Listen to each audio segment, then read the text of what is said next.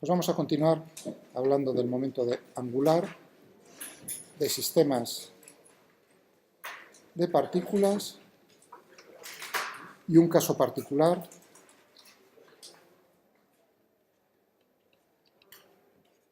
que es el sólido origen.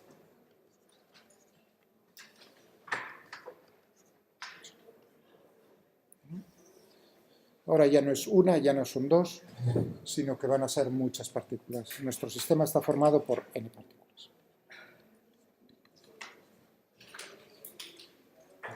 Por ejemplo, para que os hagáis una idea de a dónde queremos ir a parar.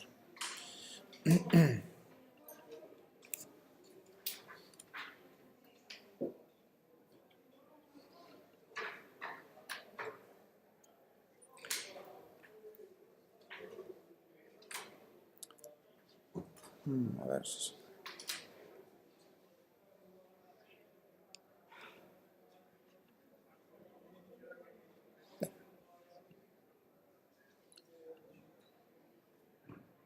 Bien, ahí tengo una partícula. Una partícula que va a seguir una trayectoria circular alrededor del eje vertical, el eje Z. ¿De acuerdo? La trayectoria la veis punteada aquí. El vector velocidad, la velocidad tangente de la trayectoria, está en verde. Ahí lo tenéis. Y en rojo tenemos el vector de posición, o sea, este es el origen de coordenadas, y en el vector naranja lo que estaba representado es el momento angular de esa partícula con respecto al origen. Por defecto, ya os digo, siempre, si no digo nada, pues tenemos ahí. Tenemos como el momento angular, ¿ya veis? Está cambiando. Su módulo no cambia, pero su dirección en el espacio. O sea, tenemos una, por ejemplo, en este caso de un movimiento circular. Si cojo para dos partículas,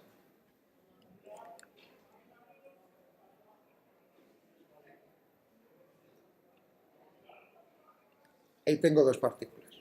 Imaginaos, este problema es dos partículas unidas por una barra de masa despreciable. O sea, mis sistemas son, aquí la barra la tenéis en rojo, pero no influyen, simplemente mantiene la distancia fija entre las dos partículas.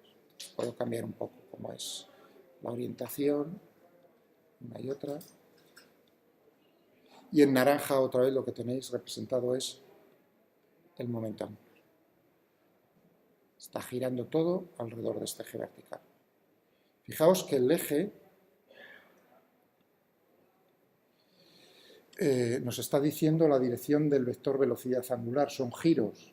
O sea que la velocidad angular va a lo largo del eje este gris que tenemos aquí, el eje Z. ¿De acuerdo? Mientras que en naranja tenemos el momento angular. Eso quiere decir que ya aquí a la vista tenemos que el vector velocidad angular con el cual están girando las partículas no tiene la misma dirección que el vector momento angular total de las dos partículas. El momento angular total va a ser la suma, o es la suma de ambos. Si cogemos para muchas partículas, ahí hago una especie de patata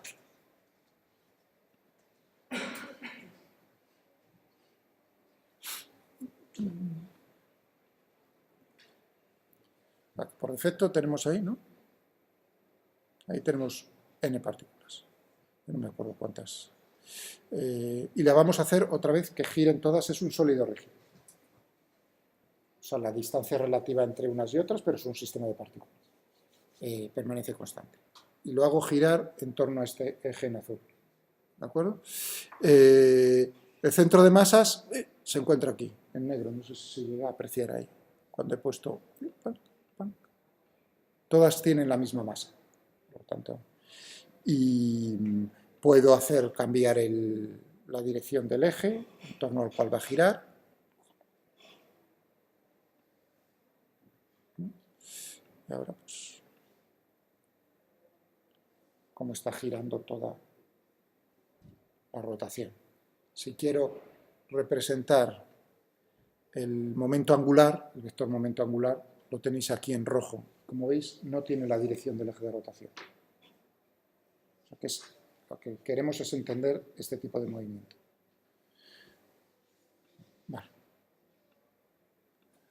Muy bien, entonces, el momento angular total.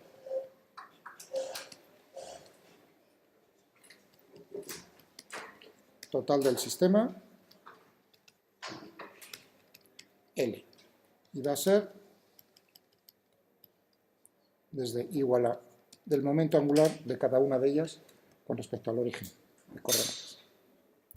Es decir, que tendremos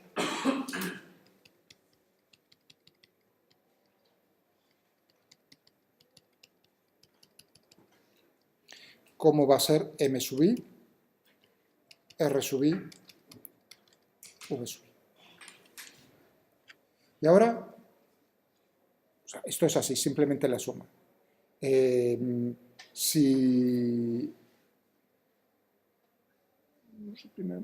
Primero, antes de aplicar la segunda ley de Newton, vamos a ver si yo puedo esta expresión ponerla como suma de dos términos. ¿De acuerdo? El momento angular total.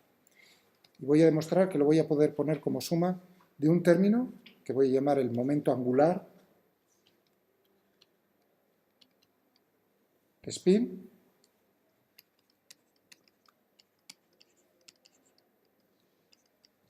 y otro el momento angular orbital. ¿Bueno? Que ahora tengo que decir que primero qué significado físico y que vamos a ver. El orbital es el momento angular que tendría una partícula que contiene toda la masa del sistema situado en el centro de masas del sistema.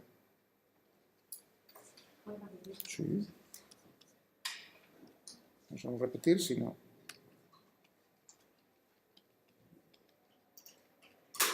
Primero voy a poner el orbital.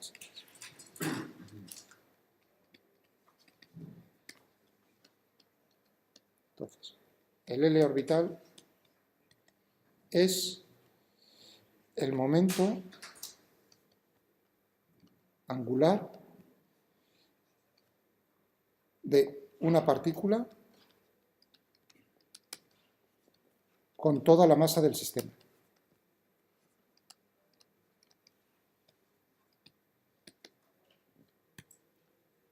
Situado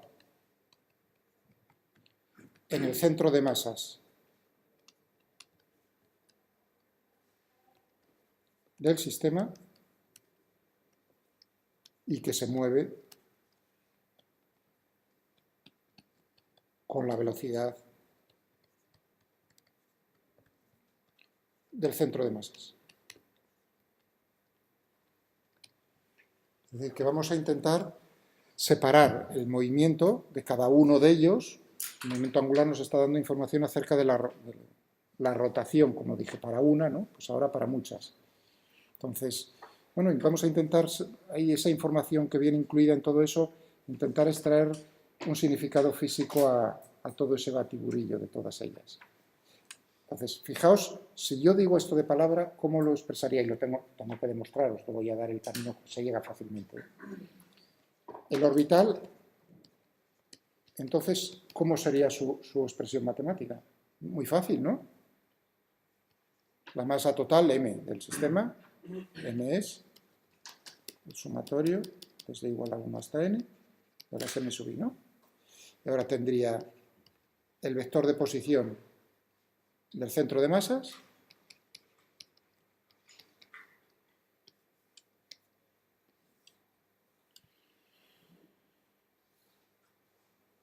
eso es lo que he puesto yo de palabra, ¿no? Una partícula de masa m mayúscula situado en que se mueve con esa velocidad, es decir, naturalmente el momento lineal total del sistema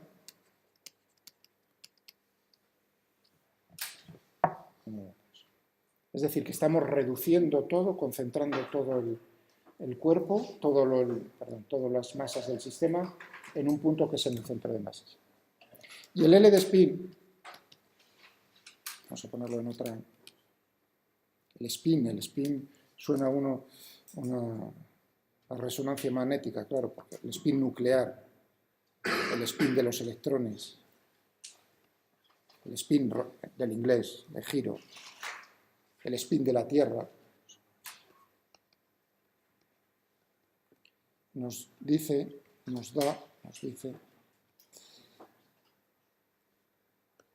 cómo es el momento angular total del sistema. Uno dice, uy, eso es lo mismo que antes, pero con una pequeña relativo, ahí es donde viene lo importante, al centro de masas.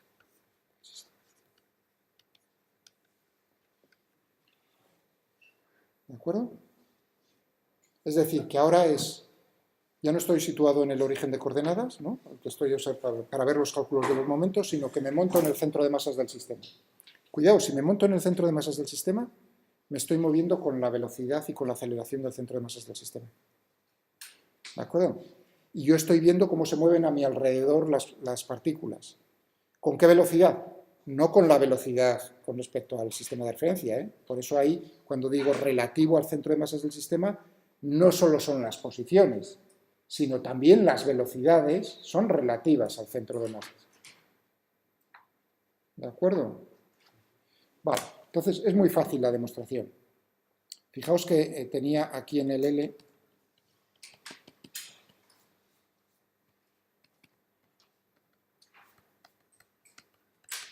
¿no? Esta expresión.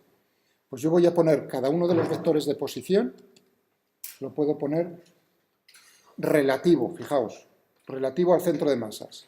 R centro de masas más, perdón, relativo, la posición del centro de masas más la relativa al centro de masas. Eso, la notación, voy a utilizar una estrella. Esto es el vector de posición relativo al centro de masas de cada una de las partículas. Entonces, tan sencillo como decir, si aquí se encuentra la partícula I, aquí se encuentra el centro de masas del sistema, aquí está el origen de coordenadas, este sería, y esto es RI, ¿no? ¿Me he chupado?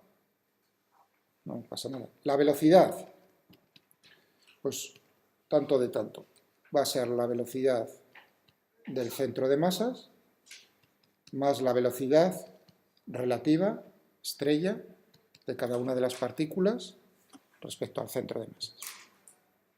O sea que aquí estamos situándonos, fijaos, en el problema de decir, estamos trasladando los ejes del sistema al centro de masas y esos ejes se están moviendo respecto a los ejes en el origen, no girando, sino trasladando, se trasladan. Es un movimiento, estamos cambiando el sistema de referencia al centro de masas y nos movemos pero con traslación. ¿Lo entendéis? Porque si no, entonces esta expresión, por ejemplo, que he puesto yo aquí ya no sería, si tuviésemos rotación ya había que tener cuidado. Pues no sé si os he liado con eso o no. Hay veces pienso que me debo callar. Bueno, vale, es decir, que aquí tendríamos que ponernos, entonces, tendríamos sumatorio desde igual a 1 hasta n, de m sub i, y ahora por R, centro de masas, más V, más, ¿sí? A lo que te referías antes es que el centro de masas tiene un movimiento, Hombre, alrededor no. Ahora estamos en un sistema. Yo no he dicho nada de las fuerzas todavía. El centro de masas en general está acelerado. ¿Y quién nos va a decir cómo es la aceleración del centro de masas? Las fuerzas externas, la fuerza neta externa. No las internas, las fuerzas externas.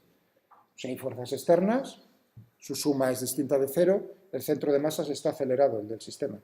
Ahí es donde estáis empezando a ver, cuando os advertí, cuidado, que en la conservación del momento angular tiene que ser respecto al origen o un punto, tal, bla, bla, bla, ¿no? O bien va a haber un punto muy especial en el cual nos van a salir las mismas cosas que es el centro. O sea, que ese es el camino al que os quiero llevar, que es muy importante. ¿Vale? Bien, estaba diciendo aquí nada más es colocarse esto y colocarse esto.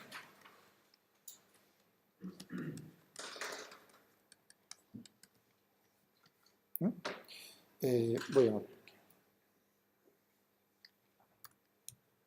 Y ahora tendríamos igual, pues tenemos sumatorio desde igual a 1 hasta n, y tendríamos m sub i, y ahora, términos, RCM por VCM más R estrella I por VCM, o sea, RCM, RI, y ahora RCM por V estrella I más R estrella I por V estrella. Vamos a fijarnos primero en el primer término y luego en el último, en el cuarto. El primer término, como veis, puedo sacar factor común RCM por VCM, porque para todos los m sub i es el mismo, es decir, que lo que tendría aquí en el primer término es la masa total, suma de todas las masas. ¿Estáis de acuerdo? Este término. Estoy sacando factor común todo esto. Vale, en el último, que tendríamos, bueno, tengo m sub i, anda, esto es lo que tú llamabas, no lo puedo poner, cuidado, lo puedo poner de una forma si ya supiese algo más, si es un sólido rígido, un caso particular, pero ahora en general, en particular, digo, pues a eso, anda, eso es lo que le ha llamado Miguel L de spin, y a este primero es lo que yo había llamado L orbital, ¿no? Este es, fijaos, cómo sería el momento angular total respecto al centro de masas, que puede estar acelerado. Ya bueno, entonces uno dice, pues si nos dijo eso al principio, evidentemente los dos términos entre medias tienen que ser cero. ¿Lo veis? Vamos a ver, por ejemplo, bueno, rápidamente tenemos m sub i RI estrella por VCM. Saco fuera del sumatorio.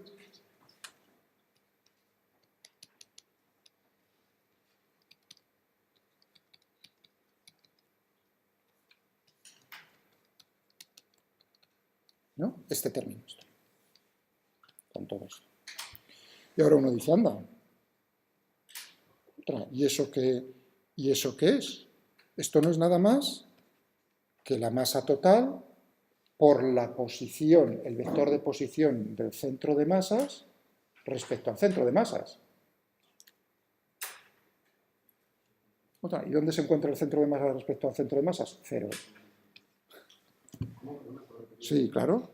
Esta expresión, si yo pongo m sub i por r sub i, uno dice, claro, Miguel, ahí lo que tienes es la masa total por el vector de posición del centro de masas. Pero cuidado porque viene la estrella, es cómo es la posición del centro de masas respecto al centro de masas, o sea, cómo es mi posición respecto a mí mismo. Digo, pues claro, ese vector es nulo. ¿Lo veis? Es tan sencillo como eso. Es decir, genial, liquidado.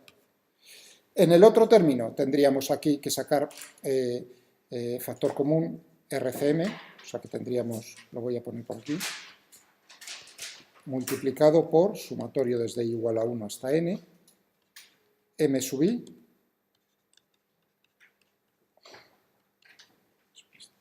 y ahora el razonamiento es similar. Y uno dice, ¿qué es lo que tengo yo aquí detrás? Aquí lo que tengo es la masa total del sistema por la velocidad del centro de masas relativa al centro de masas.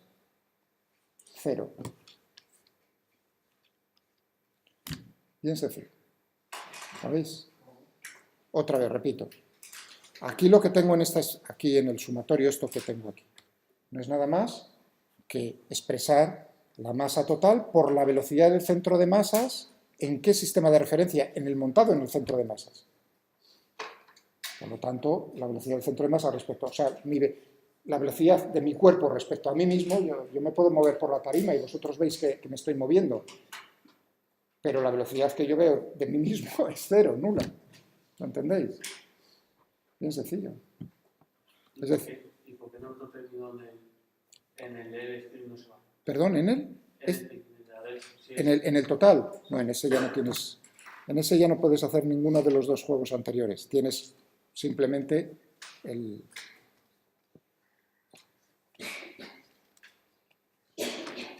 Ahí ya no puedes, o sea, es...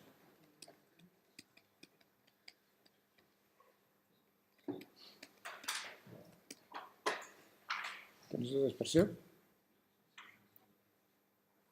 ¿Puedes sacar factor común algo? No. El sumatorio. No. Por lo tanto, no hay nada que rascar. Ahí. ¿De acuerdo? Es ahí lo que estáis. Si uno está pensando en la rotación, ¿no? Ahí uno lo que está pensando es, me monto en el centro de masas y veo cómo todo gira a mi alrededor, por así decirlo. Cuidado, porque no tienen por qué ser movimientos solo de rotación. Pero bueno. ¿Entendéis? Bien, pero es que la cosa es todavía más interesante. O sea, aquí uno parece se complica, pero o sea, ya tenemos que L total es L orbital y L de spin. Claro, y yo estoy pensando, anda, en la Tierra, por ejemplo, tengo, ¿cómo es el momento angular total de la Tierra? No solo de la Tierra, sino de todo el sistema solar, pero de un planeta situado, supongamos que el Sol está fijo, en el origen de coordenadas en el Sol. Y uno dice, anda, pues el momento angular total de la Tierra es la suma de dos componentes. Una, cómo partícula la Tierra, toda la masa de la Tierra concentrada en el centro de la Tierra, y ver el movimiento de esa partícula alrededor del Sol. Bueno, eso es lo que hicimos el lunes, iba a decir, ¿lo entendéis? Más, el momento angular de rotación relativo de la Tierra a un eje que pasa por su centro. Es decir, estás ahí dividiendo la traslación, ahí, bueno, aunque es una web, es la traslación, el movimiento de traslación de la Tierra y el movimiento de la rotación de la Tierra alrededor de su propio eje. Cuidado, pero ahora fijaos una cosa muy importante, que es, mientras que el momento angular orbital depende de dónde tú tienes el origen de coordenadas, cuando yo he dicho el Sol, pero uno decide dónde pone el sistema de coordenadas, ¿no? Es decir, el momento angular depende, está siempre en un sistema de referencia inercial, depende de dónde tú tomes esa referencia, de dónde coloques el origen. ¿Entendéis? Pero en el momento angular de spin, eso es algo intrínseco al sistema. ¿Veis? Es una propiedad intrínseca. Claro, y ahora uno piensa en las cosas bonitas también del paso a la física cuántica, a la física de partículas, y ahora uno, en vez del planeta, piensa en el electrón. Entonces resulta que uno dice, claro, ahí es donde los experimentos, uno dice, anda, pues si resulta que el momento angular, fijaos que son cargas, es una carga, y es una carga en movimiento, ¿no? Eso crea entonces campos magnéticos. Es decir, es un dipolo, crea un dipolo magnético, ¿no? O sea, suena eso de electricidad, ¿no? Un dipolo magnético. Anda, pues entonces tendremos un momento dipolar magnético debido al movimiento del electrón alrededor del protón, en el átomo de Bohr, ¿no? Pero además también tendremos uno debido, si gira el electrón sobre su propio eje. Y en los experimentos es que uno pone de manifiesto la existencia de ambas cosas. Claro, y uno dice, pues entonces es que tiene un volumen, tiene una forma como de una bolita. Cuidado, ahí es donde ya las cosas ya se separan entre la física que uno tiene en la cabeza, que se puede imaginar, y lo que pasa a esas... O sea, es algo intrínseco. ¿Qué quiere decir intrínseco? Es lo que utilizamos los profesores para quitarnos al alumno del medio. La masa es una propiedad intrínseca de la materia. Y déjame de darle la lata. ¿Entendéis? La carga, una propiedad intrínseca. ¿Entendéis? Y ahora uno dice, anda, el spin es una propiedad intrínseca. Bien. O sea que las partículas, y gracias a eso pues nos hacemos resonancias magnéticas y nos hacemos un montón de cosas. O sea que es muy importante. Es, digamos, el paso de la física clásica a la cuántica. Y ahí no digo nada, me quedo ahí. Muy bien. Pero bueno, eso está bien. Pero podría llegar a ser todavía más bonito si nos pasase de suerte lo siguiente. Nosotros hemos visto para un sistema de partículas o para una partícula, primero, para una partícula, el principio de conservación del momento angular. Una partícula. Os lo voy a recordar, ¿no? Respecto al origen de coordenadas, todo el mismo rollo. ¿Qué teníamos en el...? Es la segunda ley de Newton, cocinada. ¿Y cómo lo expresábamos? La suma de los momentos de las fuerzas que están actuando sobre esa partícula va a ser el cambio en el tiempo del momento angular de esa partícula. Ese era el cocinado. Lo mismo que teníamos, partíamos de esto y lo que veíamos era que eso se cumplía con la advertencia esa clara de que el punto con respecto al cual Valle-Puga nos toma los momentos es el origen de coordenadas o 1, bla, bla, bla. Quedaos con el origen de coordenadas y ya está. ¿Vale? Muy bien. Uno dice, bueno, pues para más de una partícula. Entonces tendríamos que sumar, que fue lo que os indiqué el otro día. Sumamos para todas las partículas los momentos de las fuerzas sobre cada una de las partículas. Va a ser igual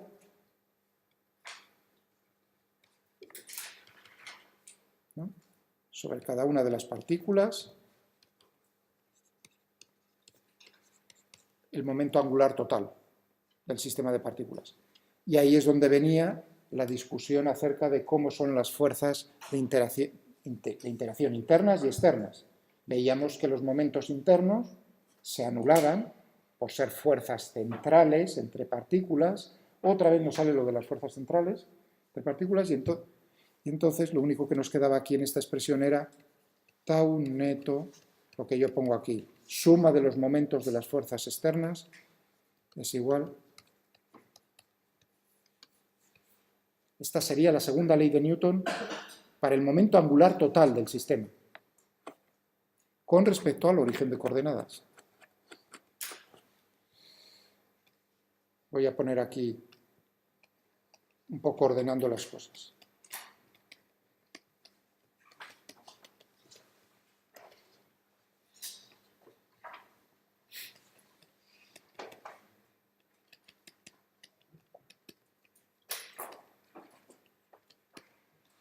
Y uno diría, jo, y si tuviese suerte y resulta que una expresión como esta, que es la segunda ley de Newton, se me cumpliese pero por separado, para el momento angular orbital y para el momento angular de spin, es decir, que yo voy a abrir aquí una interrogación y tendríamos suerte, ¿no? Porque entonces podemos dividir el problema en dos en el sentido de, por ejemplo, en el caso de la Tierra, en el movimiento de la Tierra, concentrar toda la masa de la Tierra en el centro de masas de la Tierra y ver a ver qué pasa con ello, sin que interfiera, digamos, el movimiento de rotación intrínseco de la Tierra a lo que estamos estudiando.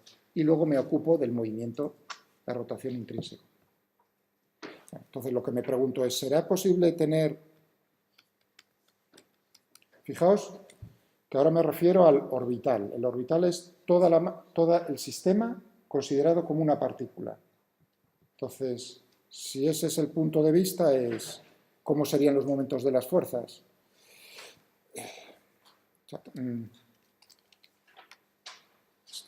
¿Cómo serían los momentos de las fuerzas?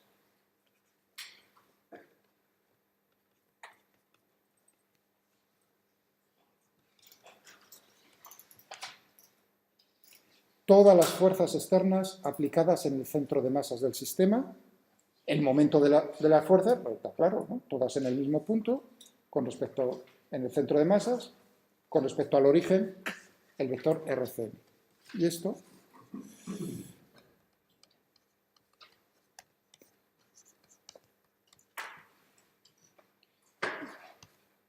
y ahora digo, eso sería para el primer término. Y ahora para el segundo sería, no, me monto en el centro de masas. ¿Cómo sería la suma de los momentos de las fuerzas externas con respecto al centro de masas? Tau neto externo. Y ahora pongo aquí claramente, Cm, la suma de los momentos de las fuerzas externas que están actuando sobre cada una de las diferentes partículas. Pero ahora esos momentos están calculados no con respecto al origen de coordenadas, sino con respecto al centro de masas. ¿Vale? Por eso pongo, mientras que aquí es el origen, coordenadas, aquí, y esto,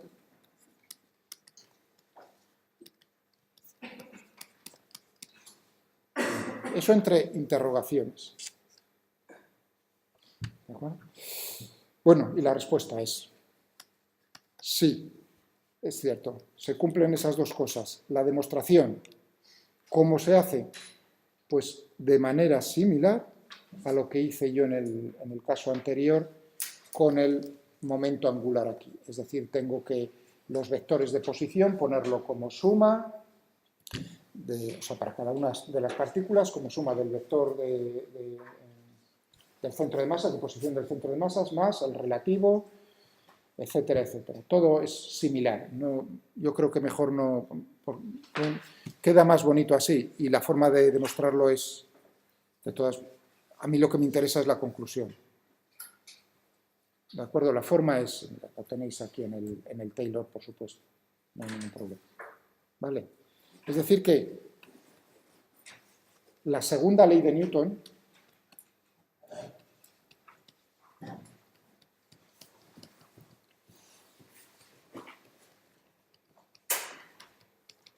para la rotación, por decirlo así, o sea, desde el punto de vista del momento angular, podemos utilizar una de las dos siguientes. Porque, cuidado, aquí cuando estáis viendo en esta pantalla esto que estoy escribiendo, uno puede caer en la tentación de decir, ojo, está añadiendo Miguel información. O sea, la información original que tenía aquí le está añadiendo lo de la derecha, y eso no es verdad. Son equivalentes. O sea, no hay más información.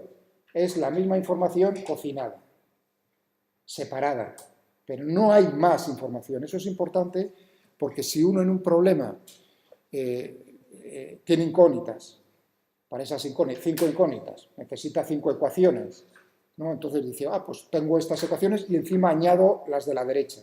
¿Entendéis? Eso es hacerse un truco en el solitario, porque no son ecuaciones independientes. Y tú lo que buscas en ese caso, al resolver los problemas, son naturalmente más información, no la misma de otra manera.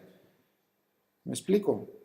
Es decir, por eso digo, tenéis la opción de decir, bueno, pues habrá veces en los cuales, habrá casos en los cuales sea más fácil aplicar esto y habrá casos